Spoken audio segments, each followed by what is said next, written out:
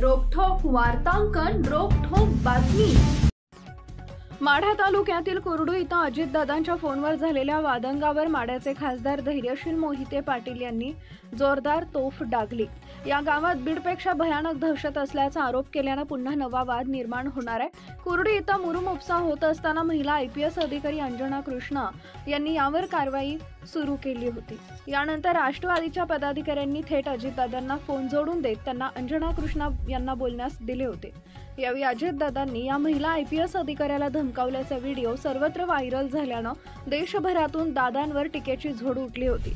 खासदार धैर्यशील मोहिते पाटील यांनी या सर्व प्रकारावर बोलताना कुरडू गावची परिस्थिती तर बीडपेक्षा भयानक असल्याचा आरोप केलाय। या गावात मुरुम माफियांची मोठ्या प्रमाणात दहशत असून सरकारी जागेतील व मुंबई पुण्याला जगायला गेलेल्या गोरगरीब आणि दलित शेतकऱ्यांच्या शेतातील कोट्यावधी रुपयांचा मुरुम या माफियांनी उचलल्याचा आरोप मोहिते पाटील यांनी केला। शासनाने वरिष्ठ पातळीवरून या संपूर्ण गावाची तपासणी केल्यावर हे भयानक वास्तव समोर येणार असून गावातील ग्रामस्थ किती दहशतीत आहेत हेही दिसेल असं सांगितलंय।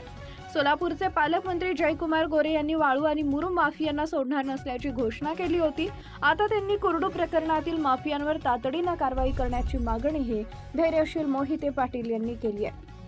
अतिशय चांगले काम करणाऱ्या एका महिला अधिकाऱ्यामागे सर्वांनी उभं राहणं गरजेचं असून आता काही मंडळी या प्रामाणिक महिला अधिकाऱ्याच्या मागे विविध पद्धतीने चौकशीचा ससेमिरा लावण्याचा प्रयत्न करत असल्याचा आरोपही खासदार धैर्यशील मोहिते पाटील यांनी केला।